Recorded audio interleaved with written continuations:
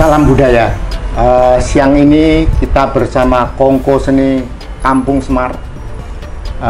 Saat ini saya Aisulianto berada di rumah kediaman almarhum Buyung Nasar, teman dan sahabat saya semasa hidupnya. Siang ini saya pribadi ditemani oleh istri almarhum Ibu Nana Buyung Nasar, kemudian ada anaknya, putrinya yang nomor 2 Mbak Pipit, dan putranya yang nomor 3 Mas Reski. Yang nomor 1 Mbak Sonas tidak bisa hadir dalam bincang-bincang mengenai Nasar dan putra-putranya. Mungkin saya sedikit mengisahkan bagaimana keberadaan Buyung sebagai pribadi, Buyung sebagai seniman, Buyung sebagai guru. Pertemanan saya dengan almarhum sudah cukup lama ya. Dia selalu setelah mengajar di baik di Sekolah Santo Paulus di Jakarta Utara maupun di sekolah swasta 1945 di dekat-dekat rumahnya sini, dan paginya adalah sekolah Islam. Setelah mengajar biasanya Buyung ini datang ke Balai Budaya, bercerita tentang kegiatannya, bagaimana mengajar dan lain-lainnya, tapi yang terutama adalah bercerita tentang kekaryaannya sebagai pelukis, bercerita bagaimana sedang menggarap apa, terus kesulitan-kesulitan apa tentang proses kreatifnya. Itu biasanya kita ngobrol dari siang sampai sore. Saya masih ingat Buyung pribadi ini tidak pernah pulang malam dari Balai Budaya. Selalu agak sorean dibanding dengan teman-teman seniman yang lain. Dia tertib ya. Kalau yang lain kan bisa pulang malam nginep di Balai Budaya. Kalau Buyung almarhum tidak. Saya ingat banget dia selalu datang dengan pakaian yang necis, rambut tipis ya, rapi gitu ya, celananya ya, karena dia ngajar juga ya. Jadi saya masih ingat itu. Yang saya ingat adalah pakai celana hitam, pakai baju biru terus kotak-kotak itu. Ada ya. Itu yang paling saya ingat gitu loh. Terus hubungannya dengan saudara-saudaranya, walaupun bersaudara dengan sedara dan berkecimpung di kesenian, mempunyai kebiasaan dan watak yang beda-beda ya. Mas Yadi atau Anwar sangat seniman di Bali sana terutama.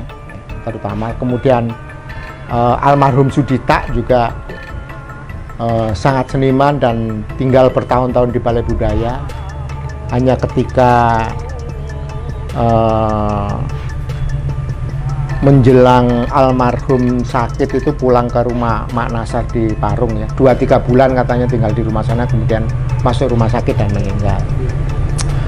Kita kembali lagi ngobrolin tentang Buyung sebagai pelukis, sebagai guru, sebagai suami, sebagai bapak. Nanti Bu Nana sama Mbak Pipit sama Mas Rizky nanti mengalir aja bercerita bagaimana pengalaman yang menjadi memori yang melekat di sini tentang Buyung pribadi, baik sebagai suami, sebagai seniman, bagaimana sih kehidupan sehari-harinya supaya ada cerita. Mungkin saya ke Bu Nana dulu. Oh, Rizky dulu yang nggak apa-apa, yang saya berhubungan terus sama Mas Rizky. Gimana Mas Rizky? Menurut Anda sebagai putra yang bontot ya, yang bungsu, ingatan apa ya, memori apa Mas Reski tentang Buyung sebagai seniman dan sebagai bapak, yang ingat dan menjadi memori yang melekat itu? ngalir aja ceritanya. Silakan. Yang paling diingat ya? Ya. Yang paling diingat kalau dulu tuh ya zamannya sama ayah, saya pernah belajar ngelukis. Gitu. Ya. Jadi ngelihat ayah tuh kadang malam tuh suka keluar keluyuran, nggak tahu kemana gitu, nyari inspirasi mungkin, Ya, nyari inspirasi karena yang saya lihat beberapa lukisannya itu memang tentang lingkungan gitu. Terus saya perhatiin kok ayah tuh sering pulang malam tapi paginya sekarang ya ngajar gitu. Istirahatnya itu cuma sebentar gitu, kadang malah mungkin begadang gitu kan. Begadang ya. Nah terus satu ketika saya penasaran gimana sih caranya ngelukis gitu kan. Oke. Ya akhirnya saya minta ya coba dong ajarin gimana sih caranya ngelukis gitu. Iya, iya. Ya udah coba sini duduk gitu, persis di depan situ saya diajarin, coba mau gambar apa gitu.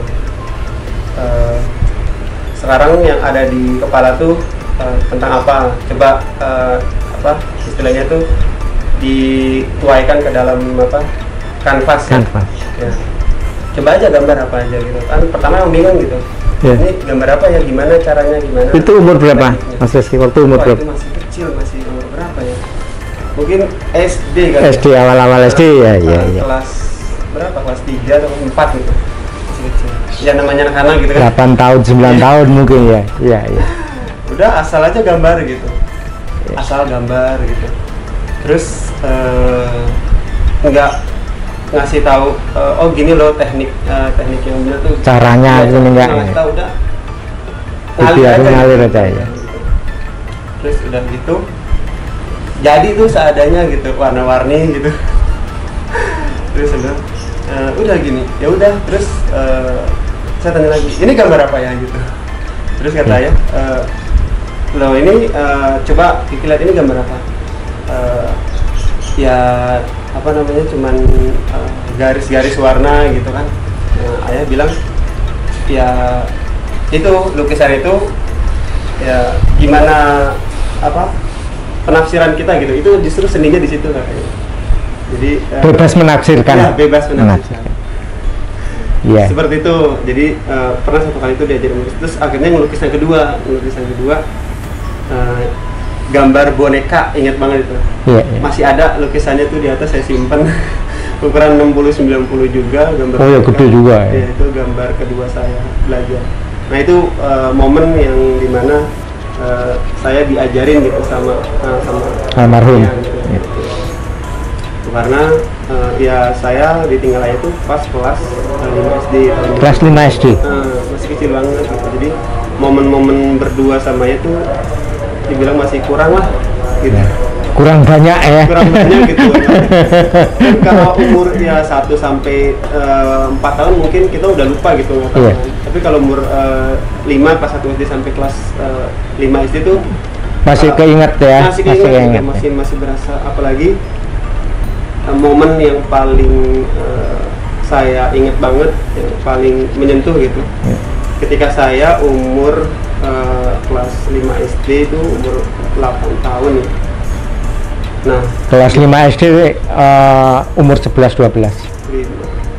Iya. Sekitar umur 11-12. Iya. Terus bulan Februari kalau nggak salah. Nah, bulan Februari saya bilang gini, ayah, nanti pas bulan April kan ulang tahun saya bulan April. Iya. Iya, saya minta ayah, permintaan terakhir saya tuh ulang tahun Kiki nanti undang anak yatim ya gitu. Undang anak yatim. Bagus. Ya. Terus sama kalau misalnya Kiki naik kelas 6 minta dibeliin handphone gitu. Zaman itu udah handphone ya. Iya gitu.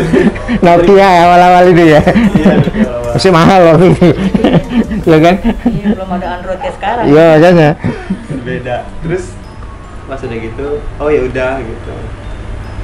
Akhirnya pas di bulan April alhamdulillah tuh kita nyari anak yatim, yuk mau kemana ayah, rayain ulang tahun Kiki sama anak yatim, undang. Terus mama juga nyari anak yatim sekitar sini. Ada 10 anak tuh. 10 anak yatim saya bawa. Kita ajak ke Sarina kebetulan. Sarina situ ya. Iya, McD itu.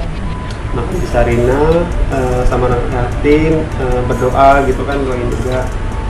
Terus ya itu bulan April, nggak lama dari itu bulan Mei, ya saya kaget justru malah saya yang jadi anak yatim. Oh, ya. Nah itu yang menurut saya sampai sekarang tuh nyentuh gitu, kalau cerita itu tuh pengen nangis bawahnya, karena ya ulang tahun dia manusiawi, minta undangan anak yatim, bulan Mei-nya saya jadi nempel di sini ya. Dan akhirnya ya udah, karena permintaan saya belum dikabulin kan sama ayah waktu naik kelas 6, mama yang akhirnya beliin handphone. Wah, hebat. Itu yang paling berkesan sih itu. Iya. Oke, nanti kita lanjutkan lagi tentang ngobrol-ngobrolnya, tapi sekarang saya minta Mbak Pipit yang bercerita tentang pengalaman yang paling diingat dengan almarhum Mas Buyung atau Bapak. Silakan Mbak Pipit. Kalau misalnya ayah sih karena perempuan satu-satunya, jadi suka sedih kalau misalnya cerita tentang ayah. Ya nggak apa-apa, sambil menangis juga nggak apa-apa. Supaya lega sini ya. Nggak sih, cuma emang dekat banget sama ayah. Jadi kalau misalnya anak kesayangan maksudnya? Enggak juga sih. Enggak juga, cuman kalau misalnya mau kemana-mana tuh, mau minta kemana, makan di luar apa tuh selalu diturutin gitu. Bapak yang baik ya? Gitu. Jadi susah juga ngomongnya. Ya apa, kalau misalnya ngalir aja. Ngelukis sih paling cuma ngeliatin aja ayah gitu. Cuman pernah disuruh ngelukis, kita nih semua satu-satu disuruh ngelukis apa gitu masing-masing gitu. Yeah. Terus belajar buat mewarnai gitu. Mewarnai itu cuma satu garis aja, jangan macam-macam garis gitu. Kalau misalnya soal mewarnai paling kayak gitu. Pernah ikutan lomba juga kan yang di Balai Kesenian. Iya, Balai Kesenian sini tentang mewarnai gitu. Jadi diajarin sama ayah tentang warnai itu kayak gimana nih, teknik mewarnai itu harus cuma satu baris. Kalau misalnya mau ke horizontal aja, vertikal aja gitu. Jangan digabung-gabung gitu, jangan dicampur-campur gitu. Palingan ya kayak gitu, paling suka cerita-cerita sama ayah, paling dekat lah istilahnya. Kalau misalnya mau kemana-mana selalu diturutin sama ayah gitu. Apa kejangan dari ayah yang paling diingat tentang kehidupan? Apa saja gitu yang diingat? Mungkin bagaimana? Kalau misalnya itu jangan macam-macam aja, apalagi pakaian. Kalau pakaian tuh nggak boleh yang terbuka tuh diomelin. Maksudnya? Kayak tanah pendek gitu tuh diomelin sama ayah, pasti dijepret. Pakai karet gitu. Iya, dijepret pakai karet. Udah SMA padahal itu ya? Iya, udah SMA. Bahkan kalau teman-teman cowok datang pun ditanyain satu-satu. Siapa ini? Iya. KTP-nya coba. Kayak gitu, kayak protektif banget. Terus kalau misalnya main kan suka main di sini nih, rame-rame kan, tetangga-tetangga juga dekat sama ayah. Jadi tuh nggak boleh pulang malam, harus tahu nih mainnya sama siapa nih gitu. Ya, harus nggak boleh banyak-banyak cowok gitu.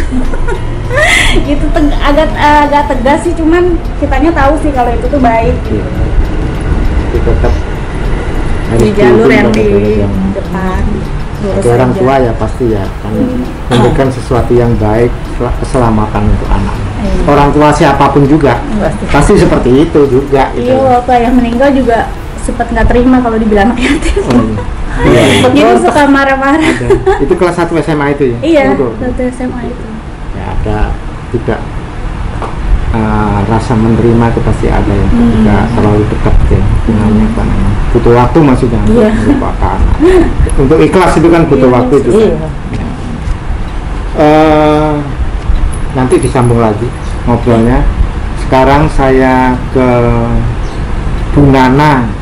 Bagaimana sih dulu ceritanya ketemu almarhum Mas Buyung, di mana, terus bagaimana, apa tahu anaknya Pak Nasar yaitu atau bagaimana?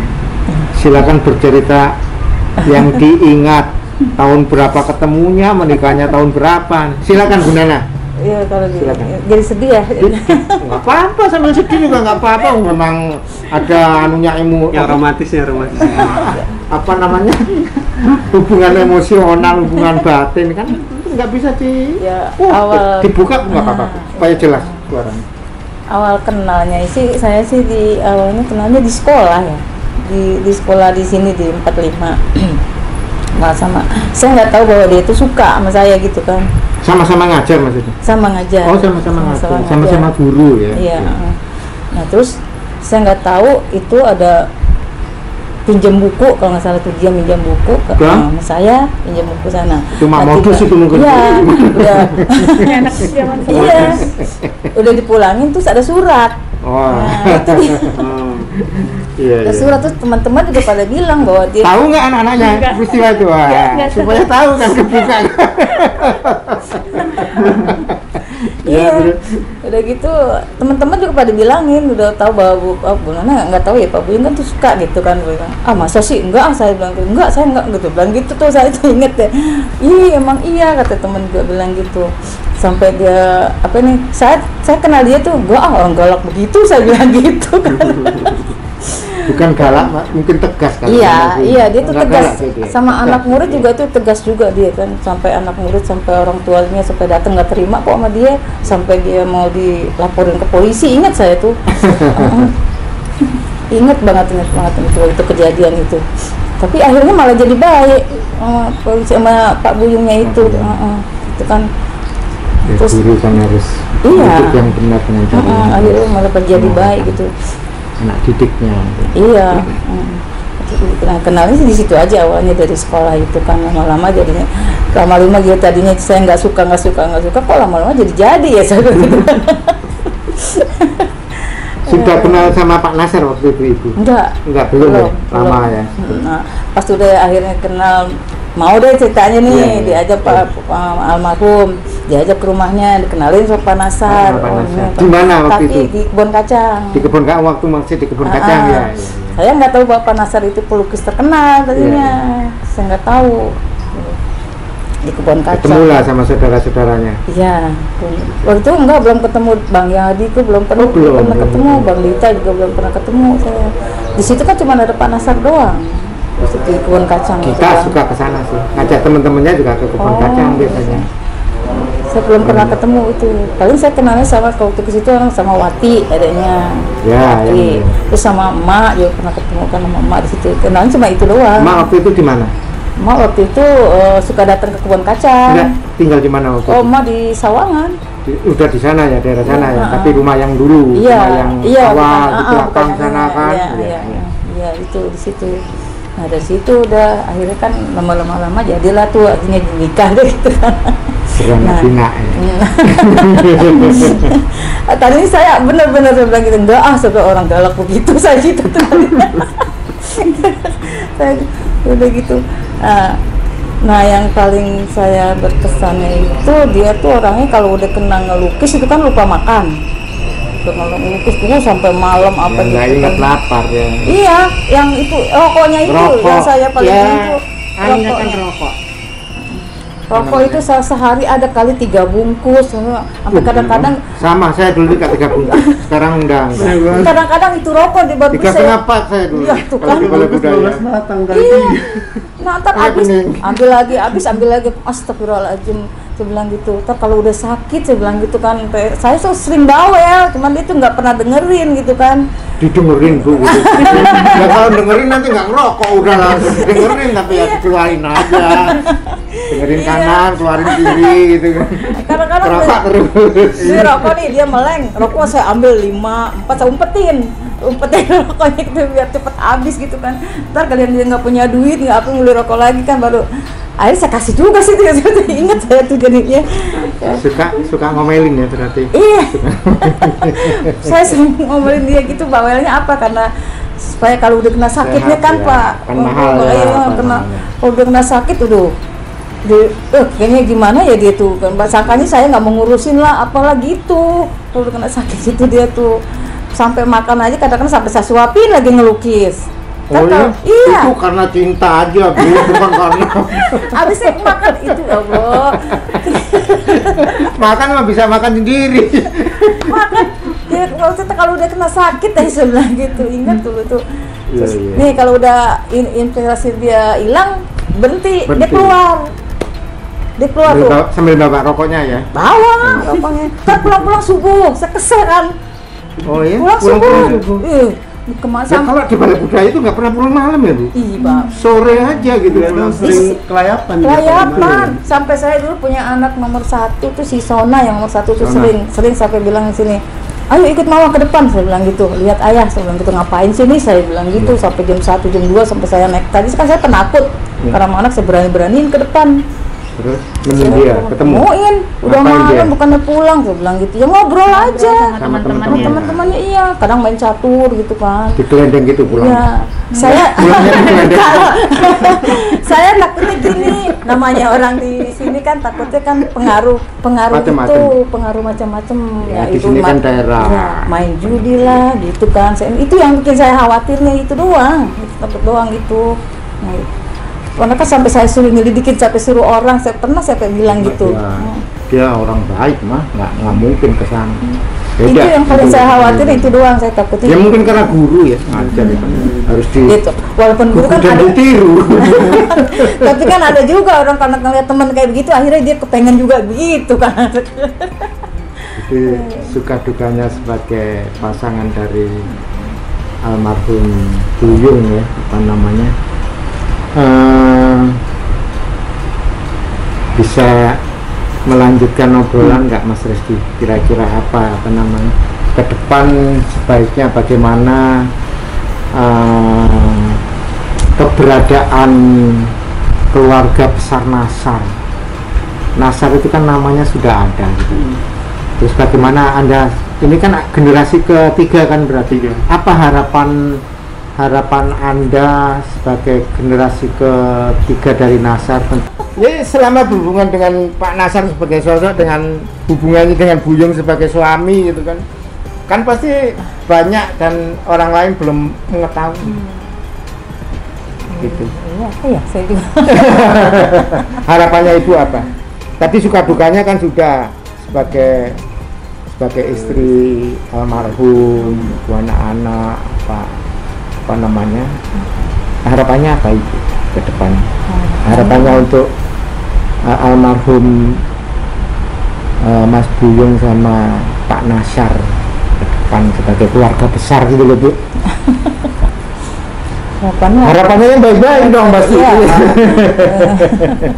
Sering dikenang ya, banyak kenangannya aja. Selalu ada orang yang mengenangnya gitu. Terus ya mengapresiasi Pak Nasar tuh orang yang sih, ya. baik sebetulnya, iya. Apa sih Bapak itu gimana ya kemarin itu, orang benar-benar orang baik banget ya Pak Nasar itu.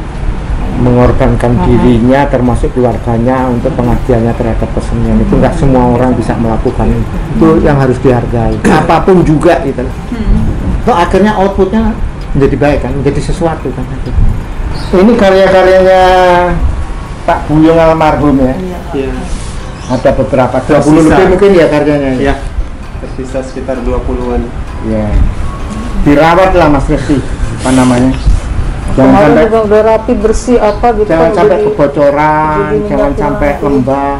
Saya bingung Mas. Kena raya. Pernah waktu itu Digantung aja di sini ada tembok kenapa? tadinya digantung. Digantung aja. Pernah juga kejadian memang yang waktu itu. Ada orang datang Iya. dari Balai Budaya bilangnya sih kalau nggak salah. Nggak tahu, saya lupa, 2 orang. Laki mana yang dibawanya bagus Yang lagi, yang bagus-bagus. bagus.